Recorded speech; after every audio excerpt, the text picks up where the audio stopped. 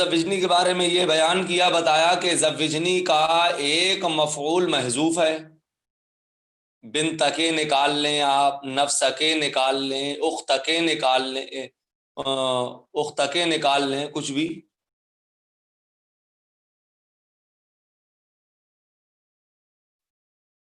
تو لفظ زوجنی مثلا ایک نے کہا کہ تو میرا نکاح کر دے اپنی بیٹی سے، تو دوسرے بندے نے کہہ دیا زوجتو اختی،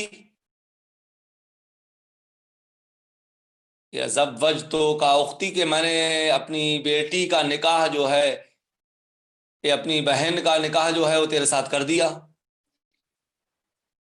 تو زوجنی جو ہے یہ حقیقتاً ایجاب نہیں ہے. بھئی ایجاب کسے کہتے ہیں؟ ایجاب کہتے ہیں پہلے کے قول کو ایجاب اور دوسرے قول کو قبول. تو یہ زوجنی جب اس نے کہا تو زوجنی کیا ہے؟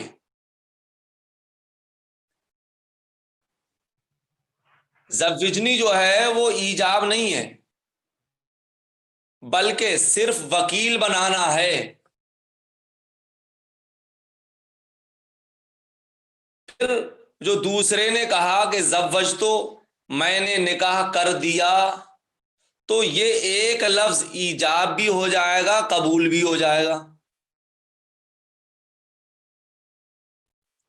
جیسے مثال کے طور پر زید نے بکر سے کہا کہ زوجنی بنتکا، کہ تو میرا نکاح اپنی بیٹی سے کر دے. زید نے بکر سے کہا یہ. اب بکر نے کہا زوجتو میں نے نکاح کر دیا. اب آپ یہ بتائیے کہ اس میں کون ایجاب ہے کون قبول ہے؟ بتا دیجئے جلدی سے تاکہ آگے بڑھیں.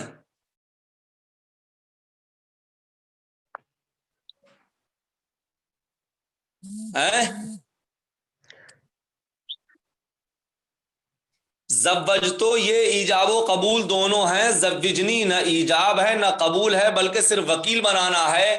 یعنی زید نے اپنے معاملے کا وکیل بنایا ہے، زید نے اپنے نکاح کا وکیل بنایا ہے بکر کو. اب بکر نے کہہ دیا زوجتو میں نے نکاح کر دیا، تو اب یہ زوجتو ایجاب بھی ہو جائے گا اور یہی زوجتو قبول بھی ہو جائے گا. ایسا کیوں ہے؟ کہتے ہیں ایسا یہ اس لیے ہے کہ ایک ہی بندہ، ایک ہی شخص نکاح کے دونوں طرفوں کا والی بن سکتا ہے، متولی ہو سکتا ہے. ایجاب کا بھی متولی بن سکتا ہے، قبول کا بھی متولی بن سکتا ہے.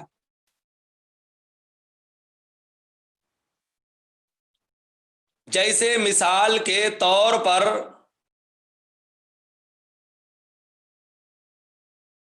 کوئی دادا ہے اور دادا کا ایک پوتا ہے اور ایک پوتی ہے.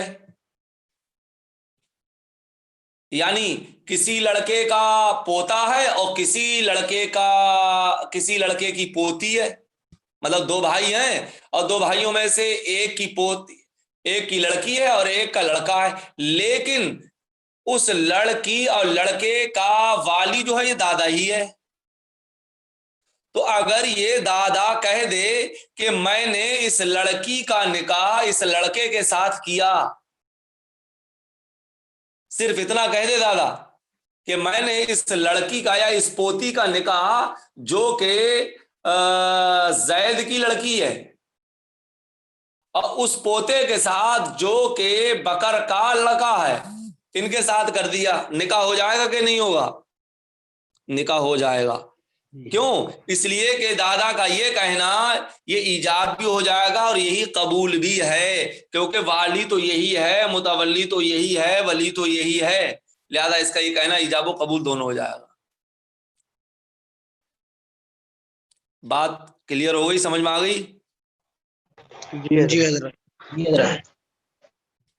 اچھا دیکھیے ملا لیجئے پھر اتنا، وعلم جان لیجئے، ان قولہ زوجنی لیس فی الحقیقت ایجابا بل هو توکید، جان لے کہ ماتن کا قول زوجنی یہ حقیقت میں ایجاب نہیں ہے، بل ہوا توکیل، بلکہ یہ وکیل بنانا ہے مخاطب کو، ثم قولہ زوجتو ایجاب و قبول، پھر جو دوسرے نے کہا ہے، دوسرے کا قول زوجتو یہ ایجاب اور قبول ہے، کیوں؟ فإن الواحد يتولى طرف النکاح، اس لیے کہ ایک شخص نکاح کے دونوں طرفوں کا متولی ہو جاتا ہے، بخلاف البیع، برخلاف بیع کے، خرید و فروخت کے، کہ خرید و فروخت میں مسئلہ ایسا نہیں ہے کہ ایک ہی شخص جو ہے وہ دونوں طرفوں کا ایجاب و قبول دونوں کا متولی ہو جائے، جیسے مثال کے طور پر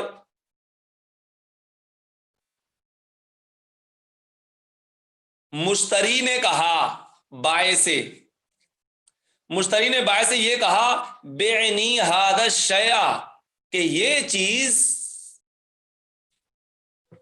تو میرے ہاتھ بیچ دے۔ مثال کے طور پر قلم ہے تو خریدار نے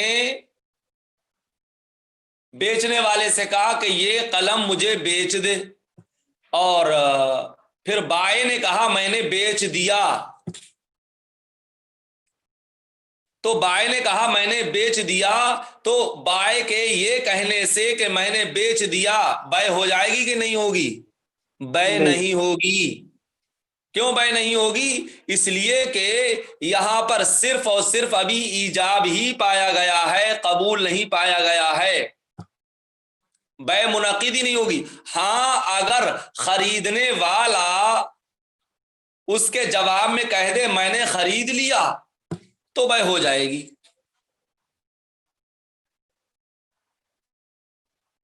ایسا کیوں ہے؟ کہتے ہیں اسی لیے، یہ ایسا اس لیے ہے کہ جب بیعنی ھذا الشیء، یہ تو وکیل بنانا ہوا، اور جب بائع نے کہا میں نے بیچ دیا تو یہ صرف اور صرف ایجابی ہوگا، قبول نہیں ہوا، اور جب تک قبول نہ ہو تب تک بیع منعقد نہیں ہوتی ہے۔ ہاں دوسرا کہہ دے کہ میں نے خرید لیا تو اس صورت میں بیع منعقد ہو جائے گی، بیع پوری ہو جائے گی۔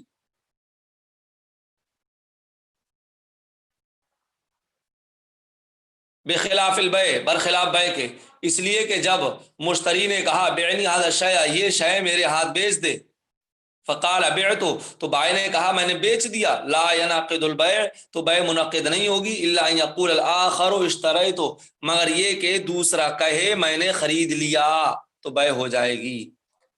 کیوں؟ فإن الواحد لا يتولى طرف النکاح، اس لیے کہ ایک شخص بیع کے دونوں طرفوں کا متولی نہیں ہو سکتا۔ بات سمجھ میں آ گئی نہیں؟ جی حضرت۔ جی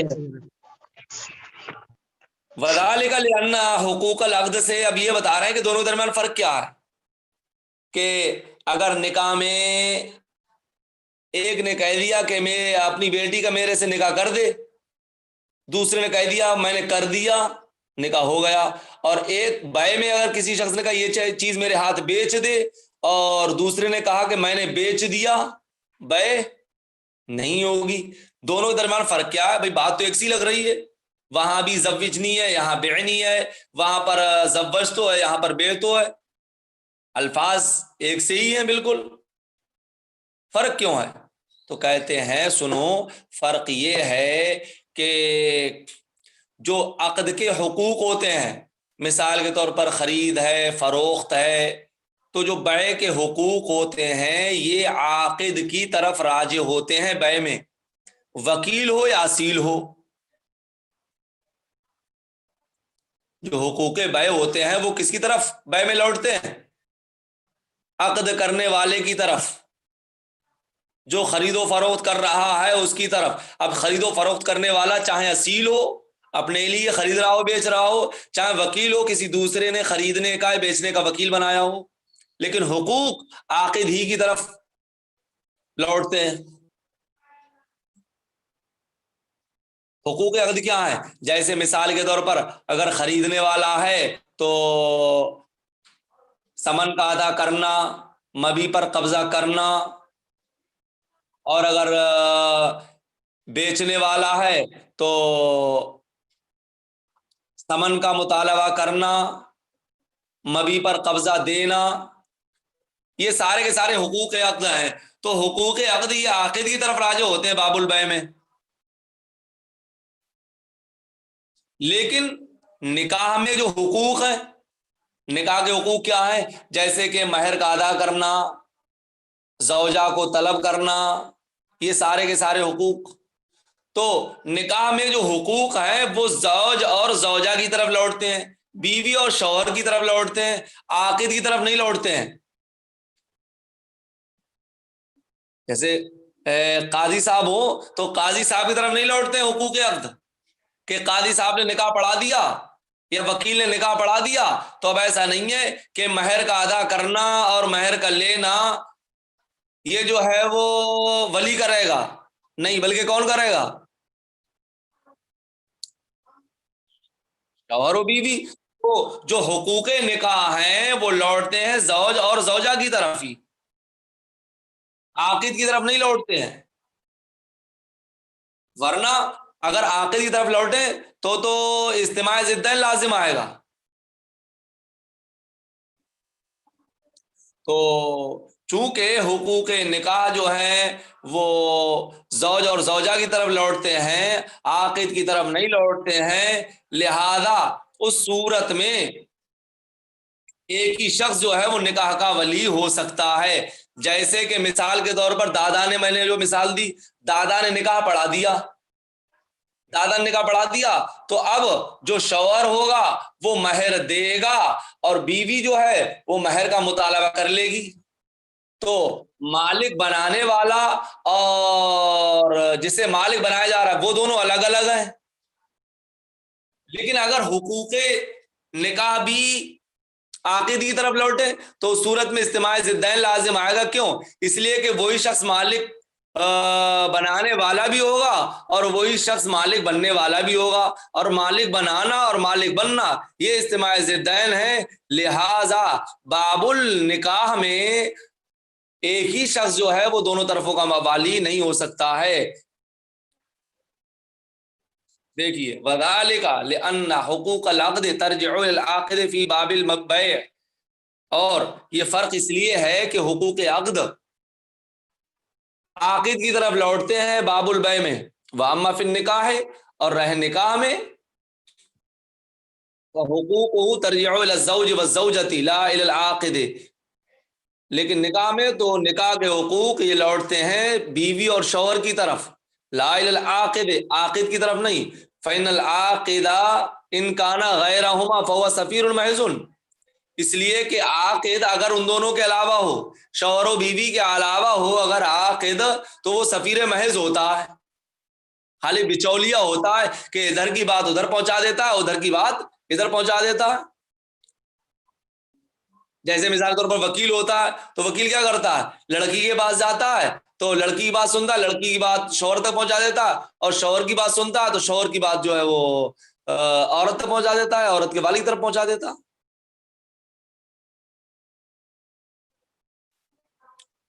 बात समझ में आ गई? जी हजरत। सबके सबके जी जी हजरत। चलो जी हजरत। आगे। वक़ौलुहुमा दाद व बिला मीम दादा दादी व पजीरफ्ती।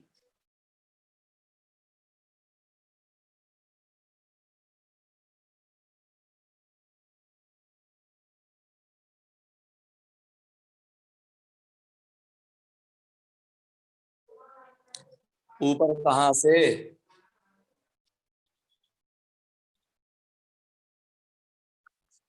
वक़द ज़करtu फ़ी शरह तनक़ीह।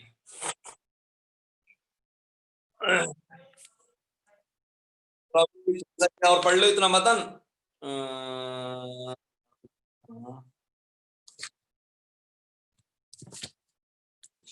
चलो अच्छा, पहले तो ये बताओ क्या तुम्हारा समझ में आया क्या नहीं आया, उसी एतबार से मैं बताऊं कहाँ।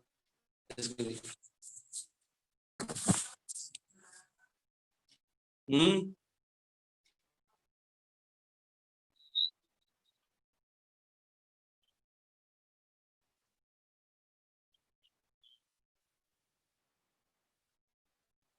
دیکھیے یہاں پر صاحب کتاب یہ بیان کر رہے ہیں، اس عبارت کو لا کر کے، شرح تنقیح کو لا کر کے، یہ شرح تنقیح یہ کتاب ہے ایک تنقیح اصول فقہ میں، اسی کی شرح کی ہے مصنف نے شرح التنقیح سے، اور نام اس کا رکھا ہے توضیح۔ تو چونکہ اصول فقہ میں یہ کتاب ہے، تو اصول فقہ میں جیسے کہ آپ نے اصول الشاشی پڑھ لی ہے، تو اصول الشاشی میں فصلیں بیان کی ہیں، فصل فی المجاز والحقیقہ، فصل فی المشترک، ایسی چلتے چلتے آگے آ گیا فصل فی الامر، فصل فی النہی۔ تو اسی طریقے سے شرح تنقیح میں جب فصل النہی آئی ہے تو وہاں پر مصنف نے گفتگو فرمائی ہے اس بات پر کہ چونکہ نہیں ہے کسی چیز سے روکا گیا، تو قبح لعینہ اور قبح لغیرہ کا ذکر کرتے ہوئے انہوں نے وہاں پر یہ بیان کیا ہے کہ وجود کی دو قسمیں ہوتی ہیں، ایک وجود شرعی ہوتا ہے اور ایک وجود حسی ہوتا ہے۔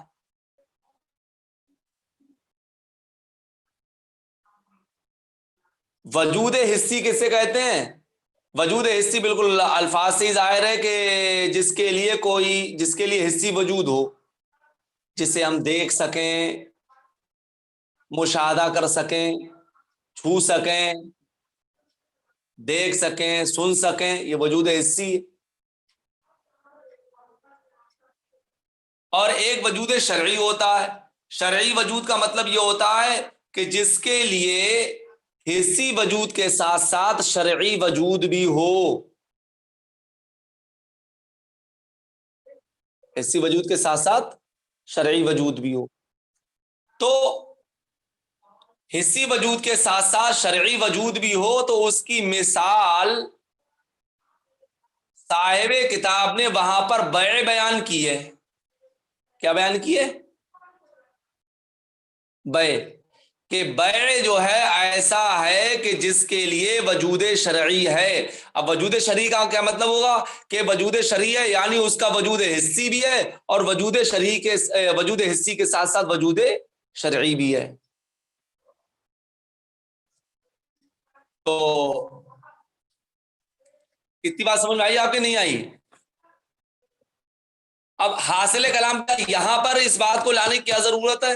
تو کہتے ہیں کتاب میں اس کو ذکر کرنے کی وجہ یہ ہے کہ یہاں پر انہیں یہ بتانا ہے کہ ایجاب و قبول جو ہیں وہ حسن موجود ہیں جس وقت کے انہوں نے متعاقدین نے ان کا تکلم کیا ہے۔ کہ بیع کے اندر کیسے؟ کہ بیع کے اندر وجود شرعی بھی ہے، وجود حسی بھی ہے۔ وجود حسی کیسے؟ کہ بیع میں کیا ہوتا ہے؟ بیع میں یہی تو ہوتا ہے کہ ہم کسی چیز کو مارکیٹ میں لینے کے لیے گئے اور ہم نے کہا کہ اس چیز کو ہم نے 10 روپے میں خریدا، یا دکاندار نے کہا کہ ہم نے اس کو 10 روپے میں بیچا، یا یہ چیز 10 روپے کی ہے۔ ہم نے کہہ دیا کہ ٹھیک ہے ہم نے خرید لیا اس چیز کو 10 روپے، یا ہم نے 10 روپے اسے دے دیے، تو یہ ایجاب و قبول ہوئے کہ نہیں ہوئے؟ بتاؤ بتاؤ۔ جی حضرت۔ قبول ہو گئے۔ جس وقت متعاقدین نے تکلم کیا ہے یا روپے دیے ہیں، روپے لیے ہیں، یہ ایجاب و قبول ہو گئے۔ یہ حسن ہیں یا کس طریقے کے ہیں آپ یہ بتائیے؟ حسن ہو گئے، ٹھیک ہے۔ تو وجود شرعی کسے کہتے ہیں؟ کہ جس کے لیے حسی وجود کے ساتھ ساتھ وجود شرعی بھی ہو۔ تو حسی وجود تو ہو گیا بیع کا، ارے حسی وجود ہوا کہ نہیں ہوا؟ جی اب حسی وجود ہوا، اب شرعی وجود کیسے ہوگا؟ تو کہتے ہیں جب ایجاب و قبول یہ دونوں پا لیے جاتے ہیں نا حسن، تو ایک حکمی ربط پیدا ہو جاتا ہے، اور حکمی ربط پیدا ہو جاتا ہے تو اب ایک شرعی معنی حاصل ہو جاتا ہے، شرعی معنی۔ شرعی معنی کیا حاصل ہوتا ہے؟ شرعی معنی یہ حاصل ہو جاتا ہے کہ جو مبی ہے وہ مشتری کی ملک میں آ جاتی ہے اور ثمن جو ہے وہ بائع کی ملکیت میں پہنچ جاتا ہے.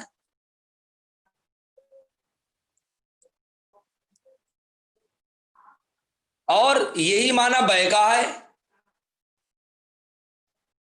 بھائی ایک معنی شرعی حاصل ہوا کہ جس کا اثر جو ہے وہ ملک مشتری کی صورت میں ظاہر ہوتا ہے کہ مبی جو ہے وہ مشتری کی ملک میں آ جاتی ہے. تو یہ معنی شرعی ہوا کہ نہیں ہوا ہے؟ بھائی مشتری مالک ہو رہا ہے مبی کا، اور بائع جو ہے وہ ثمن کا مالک ہو رہا ہے، اور یہی معنی جو ہے وہ بیع کا ہوتا ہے. یہی بیع کا مطلب ہوتا ہے کہ ہم گئے، ہم نے کسی چیز کو بھاؤ لیے اور لیا دیا، وہ ہو گیا، پھر اس کے بعد وہ چیز ہماری ہو جاتی ہے، پیسے اس کے ہو جاتے ہیں. یہی معنی بیع کا ہوتا ہے. تو مراد اس سے جو ہے وہ معنی ہوتا ہے جو کہ ایجاب و قبول سے مرکب ہوتا ہے اس ارتباط شرعی کے ساتھ.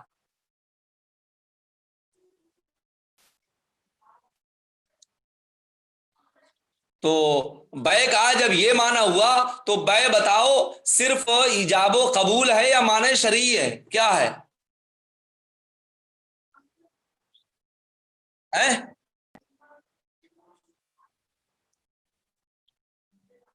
بیع کیا ہوئی؟ ایجاب و قبول ہے یا معنی شرعی ہے؟ بیع جو ہے وہ ایجاب و قبول بھی ہے اور وہ معنی شرعی بھی ہے جو اس ارتباط کے ساتھ ہو رہا. نہیں بات سمجھ میں آئی؟ ارے بھائی جو معنی شرعی حاصل ہوا کہ ملک مشتری کی ملکیت ثابت ہو جا رہی مبی پر، یہ پورا کا پورا معنی بیع کا ہوا. تو بیع سے مراد وہ مفہوم ہے کہ جو ایجاب و قبول کے ساتھ مرکب ہے اس ارتباط شرعی کے ساتھ. بیع جو ہے وہ صرف وہ معنی شرعی نہیں ہے کہ بیع جو ہے معنی شرعی ہو اور ایجاب و قبول اس کے لیے اعلیٰ ہوں، کہ ایجاب و قبول جو ہے وہ ذریعہ بن جائیں. نہیں، بلکہ ایجاب و قبول اور وہ معنی شرعی ان تینوں کا مجموعہ بیع ہے. بیعی نہیں، یہ بات انہوں نے وہاں سمجھائی ہے. تو کہتے ہیں بالکل اسی طریقے سے نکاح میں بھی ہے کہ نکاح میں ایک طرف ہوتا ہے ایجاب اور ایک طرف ہوتا ہے قبول. جب ایجاب و قبول ہوتے ہیں تو ایک حکم شرعی پیدا ہو جاتا ہے، ایک ارتباط حکمی ہو جاتا ہے کہ جس سے ایک معنی شرعی حاصل ہوتا ہے، اور وہ معنی شرعی اس طور پر ظاہر ہوتا ہے کہ عورت کی بضع پر شوہر کا حق ثابت ہو جاتا ہے، شوہر اس کا مالک ہو جاتا ہے، شوہر اس سے فائدہ اٹھا سکتا ہے، اور جو بیوی ہے وہ اس مہر کی مالک ہو جاتی ہے. تو جس طریقے سے ایجاب و قبول جو ہیں وہاں پر ارکان ہیں بیع کے، ایسے ہی نکاح میں بھی ایجاب و قبول جو ہے وہ ارکان ہیں، اعلیٰ وغیرہ نہیں ہیں، امور خارجیہ نہیں ہیں، شرائط کی طرح نہیں ہیں.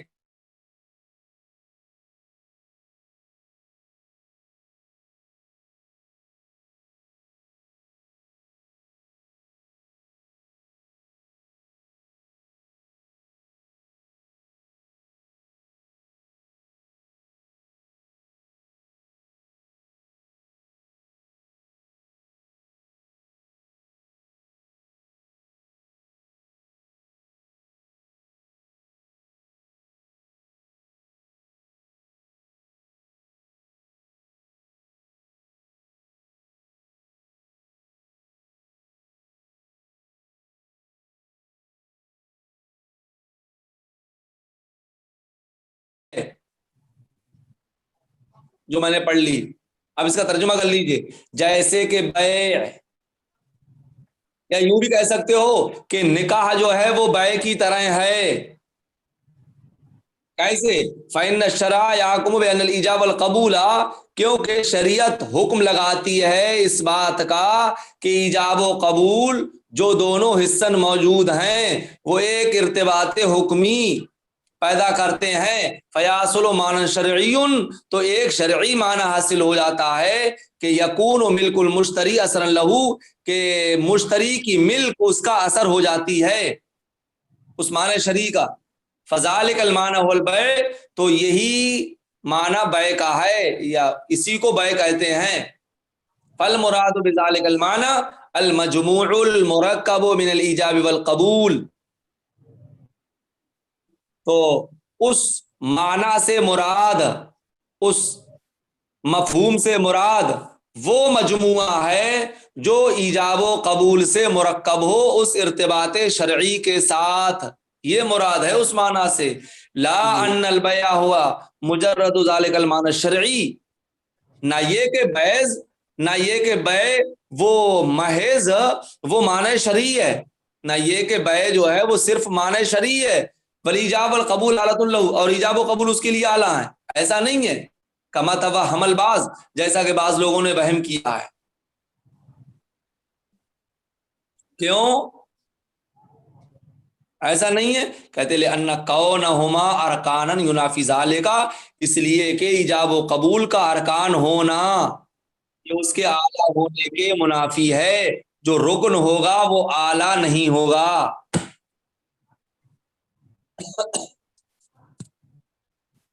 اب بتاؤ آگے. آگے. جی